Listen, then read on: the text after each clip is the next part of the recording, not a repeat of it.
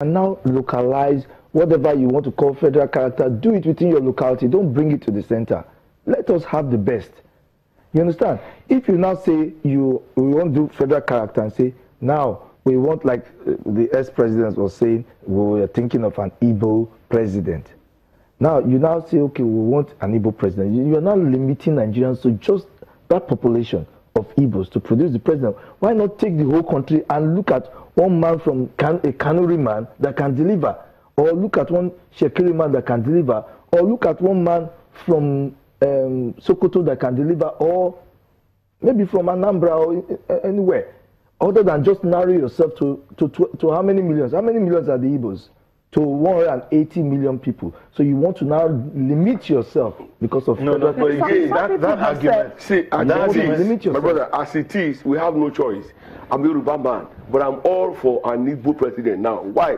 I'll tell you why. I am all for the best man, not an Igbo man. See, let me tell you, they have not been well taken care of in these presidential arrangements. Let's just accept that. If we must move forward, that's the truth. Must move forward. You don't have to like it, go for the best man. Okay, but some people will also argue with you and say, are you saying that we can't find somebody, the best man, even to be clear, I am not against the Igbo race. I am not saying that Igbo. I can mention one very good person now, but I can't do that. But I know they are very good Igbo materials. Yeah, for presidency. Okay, you are a legal practitioner. Yeah. Let's look at other areas where it seems like there's causing division. Let's look at our justice system.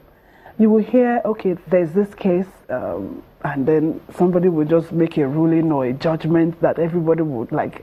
How did you come about this? And in some way, it has divided us too. How can we work on that? Well, we can work on that by carrying out massive judicial reforms. The present government is doing something great on that, but the approach is what is making it frowning out. The president wants more speed and is creating more haste, less speed. He has to follow procedure, due process. Currently, I have pending cases against the federal government in the Federal High Court in Abuja, ranging on, from different issues. I'll just talk about the area of prosecuting a criminal, for instance. Now, you want to prosecute a criminal. You that you're prosecuting, you're not prepared. You have not done your homework. And you're facing a team of defense counsel, well prepared, well equipped. Look, the court is not Father Christmas. That's what everybody should understand. People the judiciary, the Nigerian judiciary is a victim of this society. Everybody blames them for what they are responsible of and what they are not responsible, for. You understand?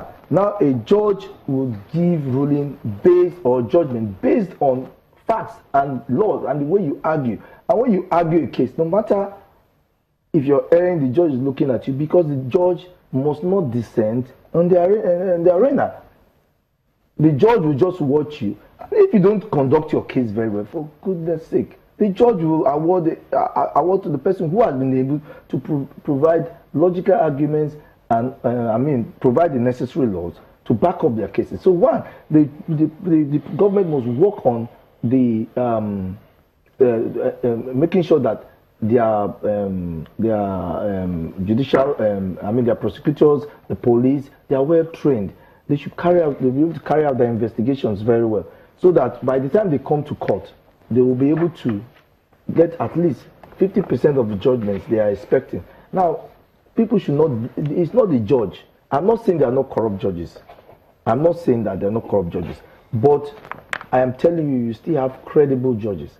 And they will rule based on what you have. You cannot get what you don't, you cannot give what you don't have. If you don't give good account of yourself, the judgment definitely will be against you.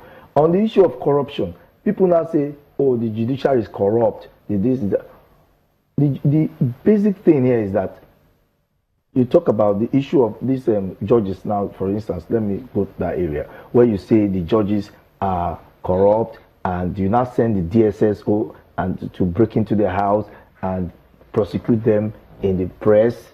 You now convict them even before before trial. That thing is still playing out. In Magu's case, the DSS again, they are the recurring decimal. The presidency has nominated Ibrahim Magu as the new boss for EFCC, and the Senate is not for 6 months refused to look at this thing. And when they were about to go on break, they now just came up and said, okay, we want to look at this matter now after 6 months. What are they doing after 6 months? Then you now call this man and say, based on the report from DSS, we cannot confirm you.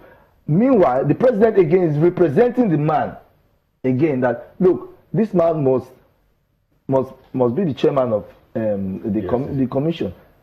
On what basis will he be when the allegation against him has not been properly cleared? But they say, oh, the allegation has been cleared. So what's the problem? What is the confusion in the executive now? The DSS is under the presidency.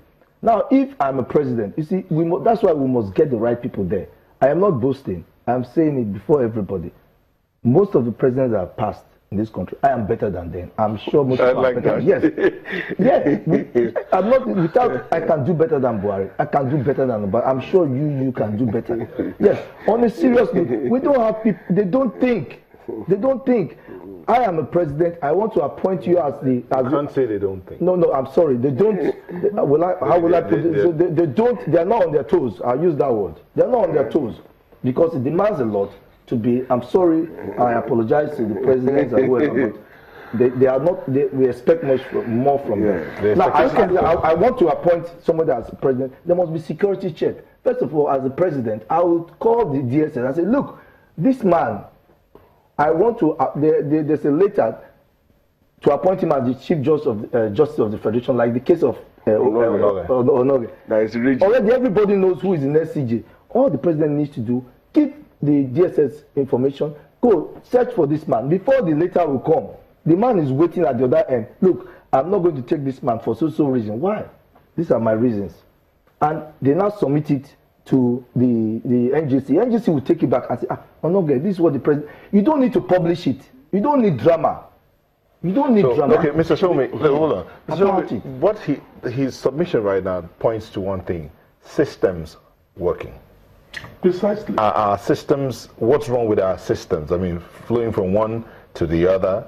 He's talked about. It's about the judiciary or justice. Let's use justice here. Justice delivery. How is it that we can have a unified country in the face of perceived, please mark the word, perceived injustices? Precisely, and I'm so glad that you actually mentioned the case of Justice Omoge. When you look at the issue of process and procedure, we need to be prepared to comply with them. There are 3 tiers of government in this country. You have the executive, you have the legislature, you also have the judiciary. In line with our constitution, they are designed to be independent of each other. The only difference, they are also on first line charge to the nation's account, so that none can hold the other to ransom.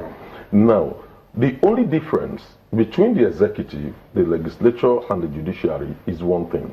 The executives are the one controlling the forces of coercion.